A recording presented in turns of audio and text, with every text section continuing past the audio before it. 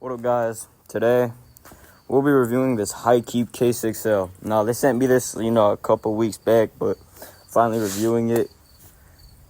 Got a nice little hub motor, disc brakes. Obviously, you got your kickstand. All right, now here's the features of this bike. So you have your battery switch right here. Charger hold for the battery right there. Flip it on. Hold this. Your display turns on. Now then you could turn up the speed. Whatever. Have throttle on it. Oop. You get your gear shifter, if you want to go manual, and it has pedal assist mode. This rear shock is amazing. You get these front forks. Now for me, I have a plate and a light bar on it, but that's your preference. It comes with a big headlight. It actually has decent range at night. I've used it a couple times before I took it off. Your battery lasts, if you're going full throttle, between 20 to 30 miles, but if you're going pedal assist mode, you're not going really hard on it, you can get up to 70 miles. I've gotten 50 miles on this before. See right there? It says 464.2 miles. Now, this display is not really accurate. I have around, 300 miles on this bike. I'll get into the pros and cons of this bike because, it is a $500 bike off of Amazon. But it's $200 shipping. So $700, that's still really budget for an e-bike. Like, you're not going to find many of these. All right, guys, so the pros of this bike, 32 miles per hour for $700 is really, really good. Like, it's hard to beat that, right? And this bike has, it picks up decently. Like, it's not too slow, it's not too fast. The torque is all right. This bike, now listen, this bike has enough torque to wheelie it. Like, you could wheelie this bike if you really wanted to. Like, if you're worried about, not being able to wheelie or whatever, yes, this bike can wheelie. Forks are decent. The rear shock's really good. This seat can fit 2 people on it. It has a 350-pound weight limit, I'm pretty sure. This bike comes with turn signals. So there's a left one, and then there's a right one.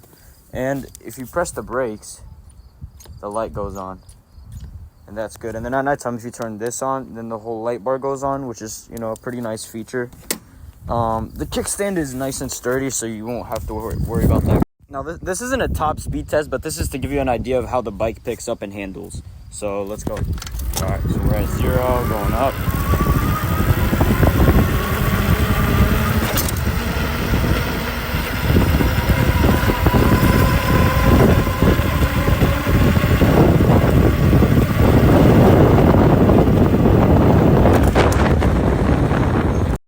So we reached 27 miles per hour right there, which is not bad at all. To give you an idea of how big the road is, so it goes all the way down there from that building all the way to right here, but we started slowing down about right there. So we got about that much runway. This bike is decent. And yes, you can take it off-road. They advertise it. They say it can go up a hill, 30-degree slope, but I've been on trails and this thing handles perfectly fine at 40. It depends on how much you weigh and stuff like that, but I was able to go up a 40-degree slope, which is amazing. Now let's just go ride around for a bit. All right, now for the cons of this bike. I haven't really had any issues with the bike. The only issue I really had is the brakes. The brakes are really, really, they're really squeaky, and they're not really powerful like hydraulic brakes, which is not really ideal, but they get the job done for 32 miles an hour. But if you were ever to upgrade the bike, if you were ever to upgrade the hub motor or the battery or whatever, if you're gonna go above 40, I would say I would recommend getting hydraulic brakes, because these are not gonna get the job done if you're going 40. But that's about it. And they're kind of squeaky, but that's not it's not really a problem. You can just clean them off and they'll stop being squeaky, which is what I do about once a week once they start squeaking. So yeah, that's really the only issue I've had with it.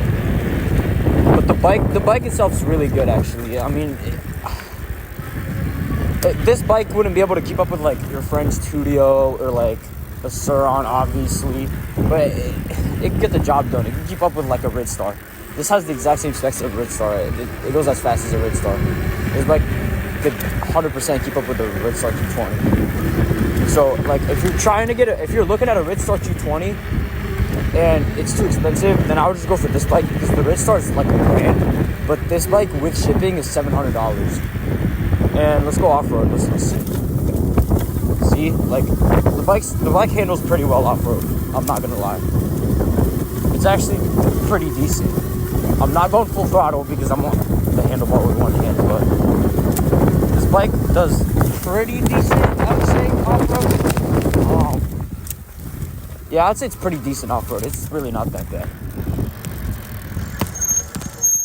I would say the forks are mid, but the rear shock, this shock right here is amazing. It makes you feel like you're on a cloud. And if you're wondering if it actually goes 32, I've gotten it up to 31.8 throttle only at 100% charge. So yes, I'd say yes, that's pretty much 32. So yes, I would say it goes 32, but also depends on your weight. I weigh around 150 pounds and I'm 5'10", but if you were to like 130, you would probably be able to go to 33 maybe. But yeah, this bike is like really good for its price. Like, I mean, you do get what you pay for, but it's really not that bad. All right, guys, that'll be it for this video. Let me know down in the comments what I should post next, what I should do with the bike, if there's any mods you guys would like me to add on it, stuff like that. Leave your video ideas in the comments, and I'll see you all in the next one. Peace.